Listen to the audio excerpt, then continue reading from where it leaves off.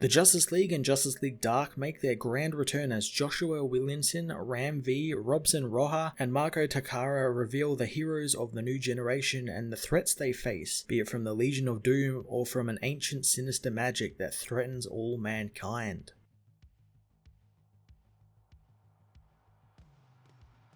Joshua Williamson lends his immense talent to a new Justice League story that hits the ground running, getting right into an intriguing new story featuring even more Grant Morrison created villains. I really enjoyed the story, was a little bit into the League's career, and it isn't the first mission type story like we got at the start of the New 52. The characters have a little bit of history together, but they also really don't, since they don't know one another all that well, which is one of the interesting aspects of the story and built into the story, that the League are unable to know each other personally or intimately, and their identities must remain a secret to keep themselves safe. One of the big rules the old League set forth for this new League. There is also the notion that the League is now a type of governmental organization or something that answers to a higher power, and not some separate entity like it usually always is. Again, feeding into this idea that they cannot make the same mistakes as the past Leagues and get bogged down in family and relationship ties. This is essentially a job for them, not a family like John wants it to be. And it's also something that Williams plays around with really well in this issue between all of the members. The villains were also a really welcome surprise. The Hyperclan, a Grant Morrison creation, hasn't been seen in a long time, I think since 1997 when they originally ended their run in his JLA book. The interesting thing here is they don't seem all that evil. There is this sort of rule the world sort of aspect to them, but from everything we see in this issue, it looks like they just want to take over from the League and save the world. Of course, it's probably going to be revealed there's a bit more of a sinister aspect probably in the next issue, and I'm looking forward to it, as well as where the real League has been sent, which isn't really hinted in the issue all that much, but there is hints that it could be Hell or a version of Hell. Ram V meanwhile delivers a cool magical tale for Justice League Dark, with the team getting back together in a pretty classic mystical way involving tarot cards and future destinies intertwining. I enjoyed all the little tidbits of history we got in this part of the world, with Merlin coming back and taking all of magic and leading to pretty much a large-scale Salem witch trials with his men burning heretics at the stake. It's a pretty interesting premise, and Ram uses it to great effect here to tell the story of a broken team trying to pick up the pieces and come back together. Khalid also getting a central role is more than welcome for me. This character has grown so much since his DCU days, and even more so now that he's playing a fully grown adult now, and seemingly the key to stopping Merlin, which I'm looking forward to seeing happen in the next part of the story. Robson Roja delivers some fantastic, immensely detailed art for Williamson's Justice League story, giving Williamson's already huge and action-packed story a great sense of scale. Like every other Future State book so far, we get more looks at the future world that these heroes inhabit, and Robson gives us his take on the future cities like Washington, where the Hall of Justice is based. Again, I just love that all of these artists have seemingly worked together to kind of come up with an aesthetic look for the future, and I like that it's all just very Blade Runner-esque, cyberpunk, huge buildings with heaps of neon lights. It always just looks so aesthetically pleasing to me. His action was great as well, and much like his work on Aquaman, there are lots of elemental actions here, with water being involved and the characters being in water and using water as a weapon, as well as his signature way to showcase speed or movement, which is evident in the fight between Superman and Green Lantern, with this sort of yellow sort of gradient background which is covered in all these black streaks to signify fast movement. That's something I've always loved about Robson's art,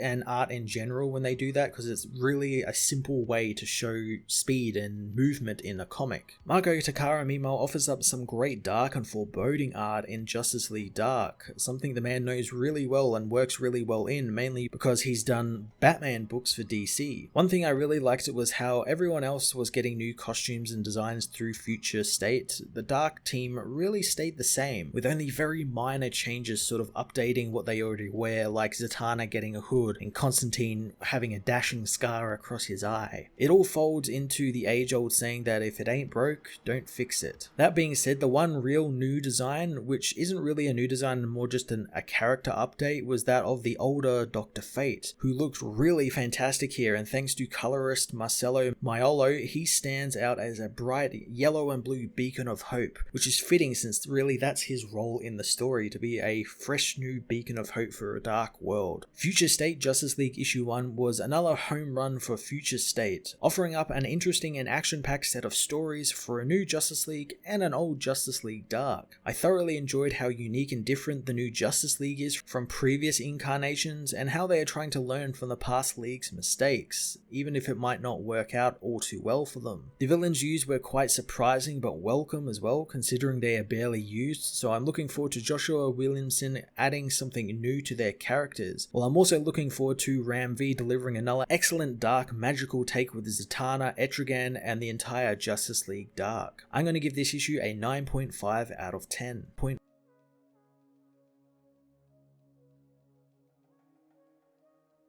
Future State Justice League issue 1 finds the very angry and elderly Tio Morrow ranting about the new Justice League and how no matter the danger or crisis, they always prevail as a team, and because of it, they are all idolized and loved. Morrow says that he hates the League with every ounce of his being, and for too long they have underestimated the heroes, not calling them their Justice League, but they are, just like how they are the Legion of Doom. He knows that they are different from Lex's Legion since they don't want power like his did. They want to expose the League for what they are, false idols. The new Legion know that the heroes will pay this time, as Morrow tells them that he has uncovered a secret about the past League that he can use to doom the League of the future. He proclaims that tomorrow the Justice League will die, as the next day the Justice League find the Legion of Doom have all been murdered. Wonder Woman doesn't want to be the one to tell Despero his daughter is dead, telling Superman to do it as she asks Flash to see if they can sweep the crime scene. Andy reminds Yara that Flash isn't Barry Allen, as Batman appears behind Green Lantern, scaring Joe yet again. Superman knows that the Legion weren't pushovers, so whoever could do this must be powerful, as Batman knows that Ivo and Morrow always got themselves into things they shouldn't have, telling Flash to check for survivors. The Flash races around the building, finding portraits of the old Leagues, knowing they haven't been there in a long time. It's revealed the team are in the abandoned Hall of Justice, as Superman finds the League's old table. Knowing that the old Justice League were betrayed by one of their own, and rebuilding the table and the hall felt like a betrayal of the lives lost, and it all led to the new Justice League charter and new rules like mandatory secret identities, no fraternization, or sharing their lives. Flash talks with Aquawoman, who says that she's been there loads of times since her parents were once part of the League, and she has good memories of this place, hating the state it is in now. Superman tells the team to check the databases since whomever could do this is scary powerful. The team leave the hall and meet with the press as Flash and Aquawoman take selfies with them, but Green Lantern finds there was no evidence of forced entry into the building, telling the team that she's gonna stay behind with the police and clear the crime scene for evidence, knowing it's been a long time since she had an interesting crime scene to deal with. Superman knows that the rest of them need to have a team meeting, but Andy and the Flash speed off. Superman tells Batman that while it's against the rules, he wishes to add some new members to the League and build their own HQ, but the rest of the team disappear on him. Yara ends up being the only one left, offering John a hot dog. As they sit high in the sky on one of the buildings, John wonders if they should help Joe, but Yara knows that she can be trusted to investigate solo, since as John puts it, she's the best detective in the multiverse. John tries to talk about getting more heroes involved, but Yara tells him to stop since she knows something else is bothering him. Superman says that they just show up to threats, stopping them and then go home, and he doesn't even know the Flash or Batman's name. Yara reminds him that after what happened to his father's team, they all agreed to operate differently, and there would be a smaller, tighter team and only come together when they are truly needed. John knows the League used to be more than a team, citing how Bruce and Diana used to always come by the Kent farm for dinner, but Yara again tells him this isn't his father's team, and they save the world and people are happy, all because of the way they now work. Wonder Woman takes her leave, reminding John that his father was the man of tomorrow, but he needs to be the man of today. As the League go about their everyday heroics and business, John returns to the Fortress of Solitude to try and contact his father, but he's out of range. Green Lantern continues her investigation, learning the Legion were blindsided by the attack, and there is an unknown toxin in the air. At Amnesty Bay, Andy contacts her parents, who both want to come home from their meeting with Jackson, but the woman tells them not to since she's on call in case of an emergency anywhere on the Earth. Flash soon arrives, told they need to be careful when coming there. Jess says that they just wanted to check in and make sure Andy is okay. Andy reminds them that there is no fraternization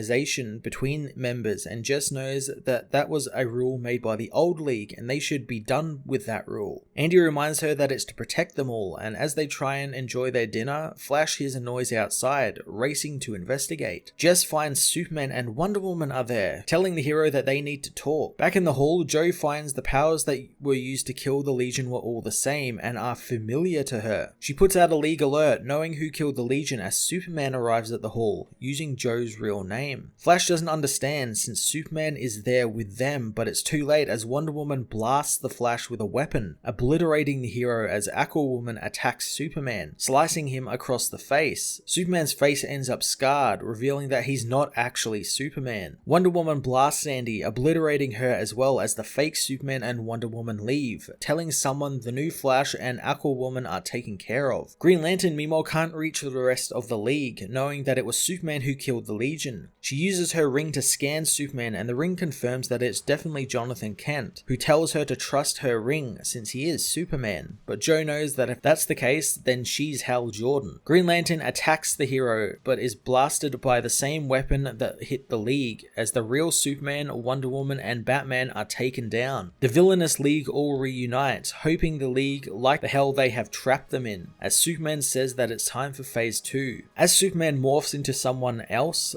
Wonder Woman asks if it was wise to kill the Legion, since after all they freed them, but Superman says that Morrow was planning on using them to kill and replace the League so he could control them, but no one controls the Hyperclan. The heroes use their White Martian abilities to change into their original villainous forms, as Protex says they tried to rule the Earth in these forms, but this world fears the new, and the old Justice League immediately knew they were White Martians, so now they will become the Justice League, planning on saving the world in their stead. In the not-so-distant future, a blind old man asks the man named Elevens that he shares a fire with if he wonders why the sky looks so strange. The man knows that it was something to do with all the crap they pumped into the air, but the old man knows that it's not that, and the people behind the shadows want him to believe it's that, since the sky really isn't blue. It's a spell that was put over it to hide how the sky really looks, which is the real sky shows the world's feelings from that day, the colors the blind man is seemingly able to see, knowing something awful has happened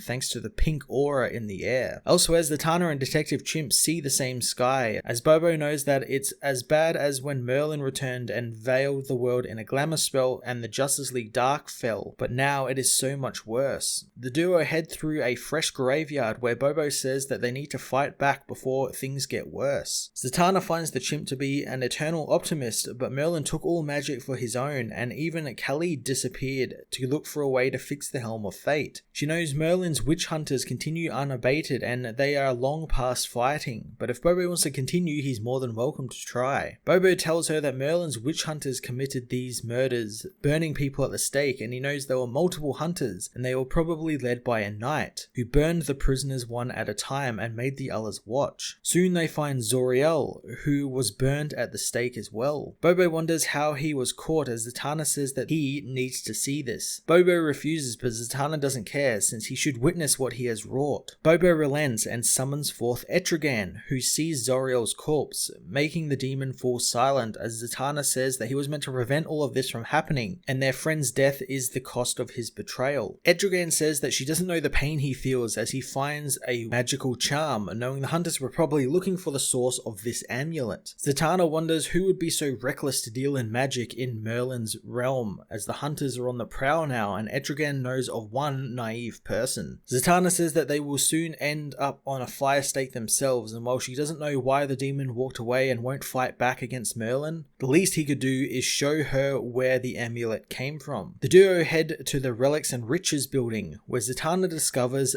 their old friend Rory Reagan is still alive and well, hugging him as she enters the shop. Rory isn't happy to see Etrigan, but the demon shows him the amulet, knowing if he could follow the magical scent on it back to the shop, Merlin's hunters could as well. Rory knows that he told them that the amulet was dangerous, as Zatanna wonders who they are, so Rory reveals that a bunch of wannabe magicians always turned up wanting to help out and fight back, but then some actual magical heavy hitters like Zor-El and John Constantine turned up. Zatanna is shocked to hear that Constantine did, and Rory says that he wanted protection charms for something John didn't care mention, but Rory knew what he was doing, knowing the man was casting some type of big cloaking spell over a part of old Vegas. Pulling out a map, Rory points markers on the map where they could use the lodestones they took as well to amplify the spell. Soon their meeting is interrupted by the hunters, who want Rory to come out and face justice. The team discuss escaping, but Etrigan knows that they will be surrounded and their hidden escape tunnels will have been cut off. The team wonder if they could fight with Etrigan, but the demon refuses, knowing that he made a pact, and while he can help others that are in trouble, he knows Rory can also fight. But the man refuses to do anything but that, since the Ragman's suit has a mind of its own now, and its hunger is out of control and it needs souls, but he ran out of them long ago. Luckily, Etrigan reminds him he's still a Duke of Hell despite Merlin and magic being locked up, and he still has access to Sinner's souls, giving enough for Rory and telling him to summon Ragman, but he won't be able to fight alongside them, having to give control back to Bobo. Rory offers the souls up to the suit, and the monstrous Ragman smashes through the building, attacking the hunters and ripping them apart. The hunters fire on the hero as Zatanna joins the battle, telling Bobo to prepare his sword for battle as she has the ground swallow up the hunters. Bobo's sword activates, giving them a portal to escape to the east end of Vegas to. The team dash through the portal as the hunters send out their signal, warning Merlin to what is happening, as in Cardboard Town, Elevens asks the blind old man what is in the coffee can he always carries around. The man hopes he can keep a secret, telling him the future is inside the coffee can. Elevens doesn't think the old man is being serious, wanting him to tell him what the future holds. The old man only says a storm is coming, and a sad day for Elevens is coming as well, since tonight the old man will die. Zatanna and her team meanwhile cannot locate where John is, thanks to the magical cloaking spell he put over the area. Zatanna knows they need to find something quick, since a night will soon be on their trail. Rory thinks that they got it wrong and he made a mistake, as Constantine lights up a cigarette behind them, saying that he told Rory he wanted to be left alone. Zatanna asks what happened to the scarred John, learning he got into a tussle with a knight recently and it wasn't without its costs. Bobo asks about the safe haven he was making, but John doesn't think it's that, showing them the small hideout he helped build with the homeless people of the area and someone else. Zatanna wonders who that other person is, learning from John it's Madame Xanadu, who was the one who was originally hiding people in the area. Xanadu's cards also ask them to hide someone, and the team learn it's some old blind man with a coffee can who's sitting outside. Zatanna isn't happy that they are watching over him while the others are burnt at the stake, but Xanadu reminds her that it doesn't matter since the cards are never wrong, and they said to protect the old man at all costs. But soon, the cards begin to change, changing to represent Zatanna, Ragman, and Etrigan. Zatanna thinks the cards want them to protect the man from the devil, or take him to the devil, but Bobo says that in the original tarot, it only points to a devil, not the devil, and in this case, he knows what it means, summoning up Etrigan. The demon leaves the house and confronts the old man, who has looked into his coffee can and saw this moment happening, hoping Etrigan sees it as well. The demon says that he can see that there is a glamour spell over the old man, knowing who the man really is. The man says that he is ready as Elevens tries to stop the demon, but Etrigan unleashes his hellfire on the old man, melting away the spell and revealing the old man was Khalid Nasor. Khalid says that he missed his friends so much, hoping they will forgive him for the deception since he had to remain hidden from Merlin until they were all gathered. He reveals it had to be Etrigan to undo the spell so they could also speak about why he doesn't fight Merlin, and so Khalid can tell him about the truth of Jason Blood. Merlin meanwhile knows their victory draws closer and the future is within their grasp as Dr. Fate dons his helmet, saying the heroes need to listen to his story before they make their final stand since he will tell them of the future he saw and how they can change it.